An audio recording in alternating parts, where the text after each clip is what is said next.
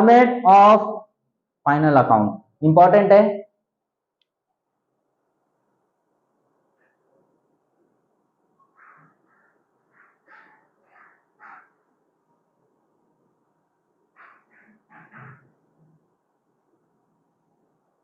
देखो पहला आपका बनेगा ट्रेडिंग अकाउंट, ज्यादा कुछ नहीं है, same as it is format रहेगा।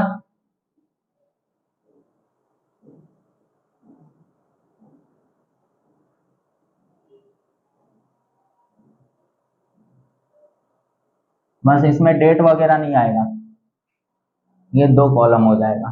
ठीक है, ये आएगा आपका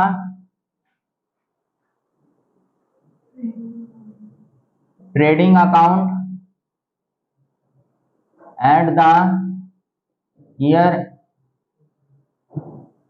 एंडेड 31 मार्च। क्लियर है, ये आपका हो गया डेबिट, ये हो गया आपका क्रेडिट। इसमें आएगा आपका पर्टिकुलर रुपीस। ठीक है,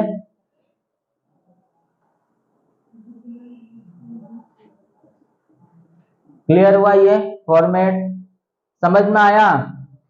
हाँ, इसमें हमेशा यहाँ पे अंदर जो आएगा कंपलसरी ओपनिंग स्टॉक। ठीक है, देखो आप एडजस्टमेंट भी पढ़ोगे साथ साथ, बताऊंगा कैसे, आप इतना अभी समझो। ओपनिंग स्टॉक के साथ अगर कोई अदर ऐसी चीजें दी गई है जो ओपनिंग स्टॉक के साथ ऐड या लेस होने वाला है, तो उसको आप लिखोगे इनर कॉलम में, नहीं तो आउटर कॉलम में। क्लियर है पूरा लाइन। दूसरा आएगा, अच्छा 2 लिखना मैं भूल गया, 2 वेजेस। ठीक है, 2 वेजेस, वेजेस के साथ कुछ दिया है, जैसे आउटस्टैंडिंग दिया रहेगा या एडवांस दिया रहेगा, तो वो होगा इसमें ऐड या लेस। कुछ नहीं दिया तो आउटर, अगर कुछ दिया तो इनर। ठीक है, ऐड होगा आउटस्टैंडिंग,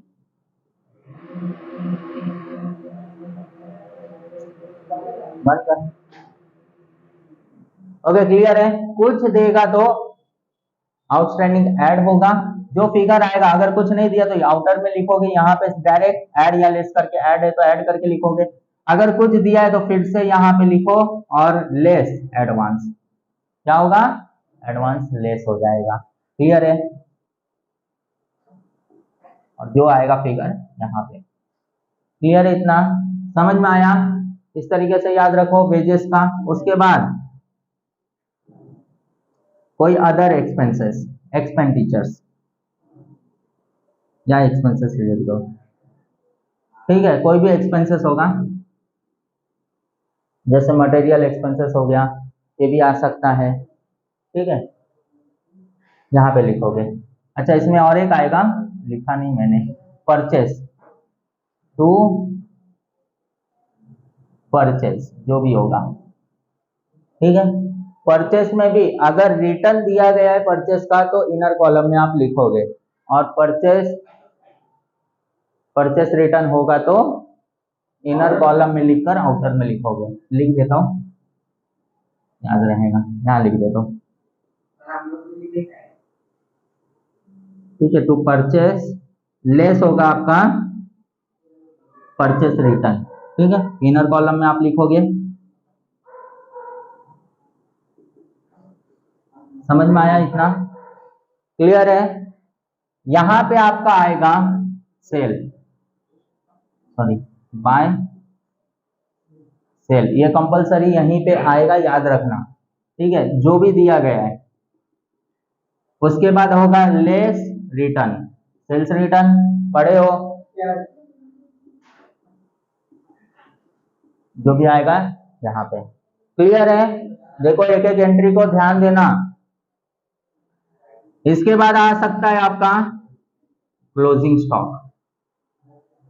एडजस्टमेंट में दिया है तो, नहीं दिया है तो नहीं आएगा। क्लियर है, हमेशा एडजस्टमेंट में ही देगा। ठीक है, एडजस्ट करके ही देगा। ओके, इतना लिख लिया, लिखने के बाद आप करोगे टैली।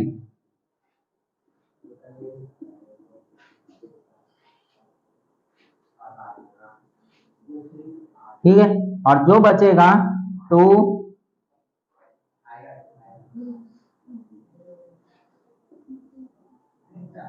क्लियर है इतना? क्या फिगर बचेगा? To gross profit. ये बातें समझ में आया? ये हो गया आपका ट्रेडिंग अकाउंट। देखो इससे ज्यादा कुछ नहीं आएगा। इसके अलावा जितना भी कुछ दिया है, अगर आपको लगता है कि वो एक्सपेंसेस है या इनकम है, समझ ध्यान दो, शांति से, मस्ती नहीं, सही से बैठ।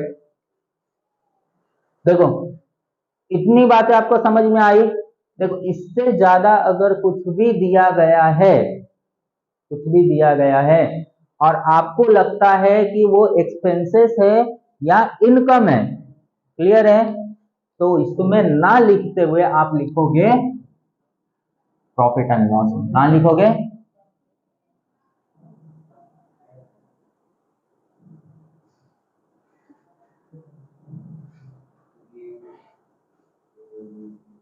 ठीक है, यहां पे आएगा आपका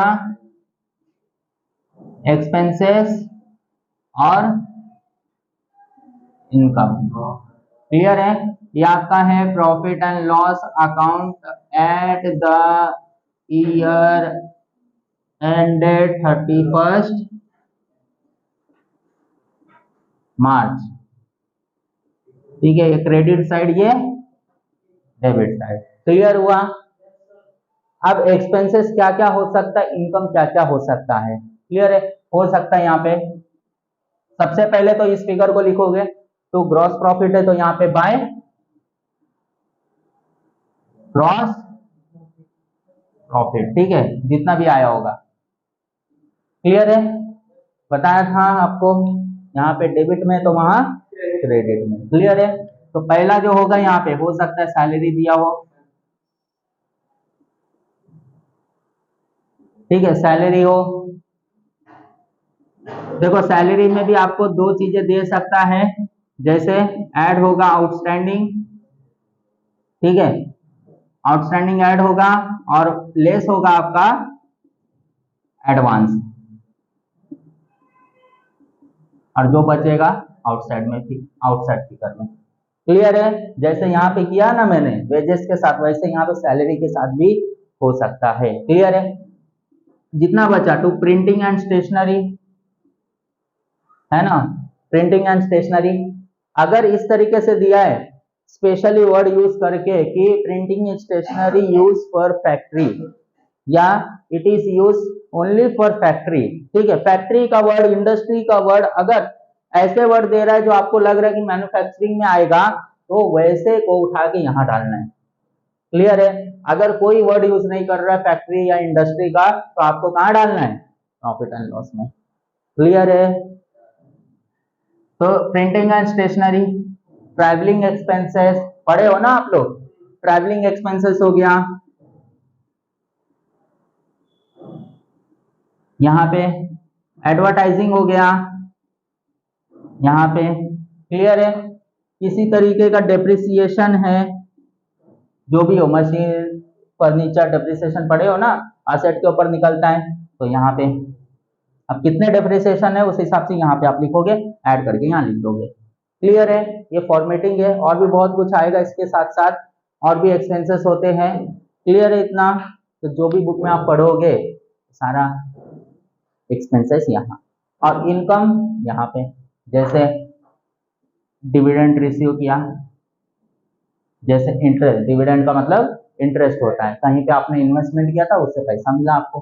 ठीक है, या आपका कोई इंटरेस्ट है, डिविडेंड अलग होता है, इंटरेस्ट अलग होता है, फिर भी आप इतना समझो कि डिविडेंड का मतलब इंटरेस्ट होता है। ठीक है, बाद में बताऊंगा कि क्या डिफरेंस है इसमें। या फिर कमीशन आपने रिसीव किया, ठीक है, कमीशन रिसीव किया। क्लियर है इतनी बातें? तो याद रखना। अच्छा, यहाँ पे एक और आएगा, इंपॉर्टेंट है, बैड डेब्ट्स। क्या आएगा? Bad debts. बैड डेब्ट्स का मतलब पैसा डूब गया। क्लियर है? हाँ, RDD, reserve for bad and doubtful debts. ठीक है, क्लियर है? याद रखना, अब जैसा भी हो बुक में देखेंगे। क्लियर है बातें? तो याद रखना, भूलना नहीं। अब तीसरा अकाउंट बनता है आपका बैलेंस शीट।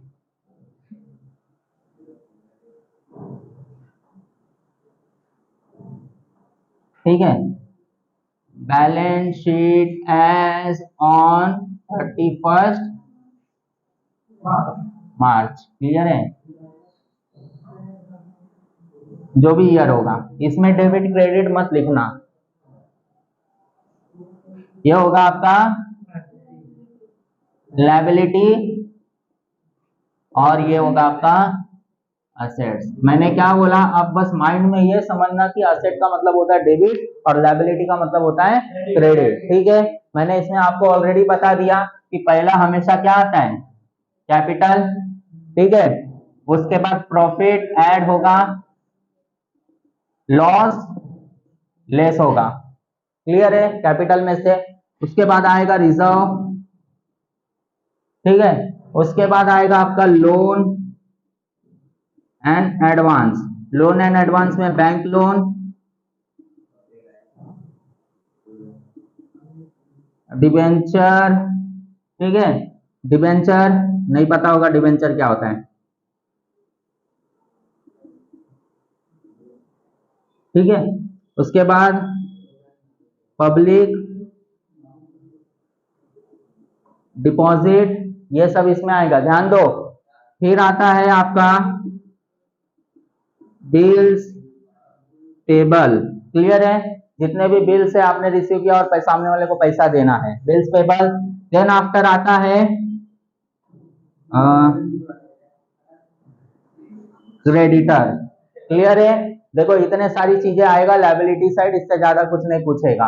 आउटस्टैंडिंग वगैरह रहेगा, आउटस्टैंडिंग वगैरह रहेगा तो वो भी लायबिलिटी में आएगा, वो एड लेस इसमें जो होगा उसके हिसाब से यहाँ पे आएगा। क्लियर है, समझा इतना। हाँ, असेट में आएगा आपका फिक्स असेट। फिक्स असेट मतलब आप सभी को पता है, राइट। दूसरा आएगा इन्वेस्टमेंट। क्लियर हुआ। थर्ड आएगा आपका करंट असेट्स। क्लियर है, करंट असेट भी पता है, समझ में आया। हाँ, fix asset, investment, current asset. Current asset में ज्यादातर आएगा आपको डेटर। ठीक है, डेटर्स, स्टॉक, कैश। कैश आपका चाहे वो कैश इन हैंड हो या कैश एट बैंक हो, यहीं पे आएगा। कैश वर्ड यूज हुआ तो यहीं पे आएगा। क्लियर है, ये तीन इंपॉर्टेंट है, आएंगे यहीं पे। नेक्स्ट आता है फिक्टिशियस असेट्स। ठीक है, फिक्टिशियस असेट्स का मतलब होता है कि ऐसा एक्सपेंसेस जिसको रियलाइज करने के लिए सालों निकल जाएंगे। क्लियर है, हर साल उसमें से कुछ हिस्सा लेस करते जाएंगे, मतलब ऐसा एक्सपेंसेस जो साल के ऊपर चलने वाले हैं। ठीक है, इसमें आता है हेवी एडवर्टाइजिंग, ज्यादातर यही देगा, हेवी एडवर्टाइजिंग। हेवी एडवर्टाइजिंग का मतलब कि आपने बिजनेस, जितने का बिजनेस है उससे, उसके जितना या फिर उससे कम आपने इतना ज्यादा एक्सपेंसेस कर दिया जिसको बिजनेस एक साल में लेस नहीं कर सकता। उसको लेस करने में कम से कम 2 साल 3 साल 4 साल का समय जाएगा। तो वैसे एक्सपेंसेस को आप असेट मानोगे, लेकिन कौन सा असेट, फिक्टिशियस असेट्स, जिसमें से हर साल कुछ कुछ अमाउंट लेस होगा। क्लियर हुआ, तो ये आपका है फॉर्मेट, इतना ही आपको पढ़ना है। क्लियर हुआ पूरा लाइन, समझ में आया। तो याद रखना, और यहाँ पे आपका ये होना चाहिए टैली, जो भी आएगा क्या होना चाहिए, टैली। अगर टैली नहीं होता तो कहीं ना कहीं आपने मिस्टेक किया। ठीक है, कंपलसरी टैली होना ही चाहिए। बातें समझा इतना, ठीक है। हाँ, तीनों बनाना पड़ेगा, और ये कम से कम आपको 10 से 15 मिनट में कंप्लीट करना है। ओके, क्लियर इतना, खत्म आपका।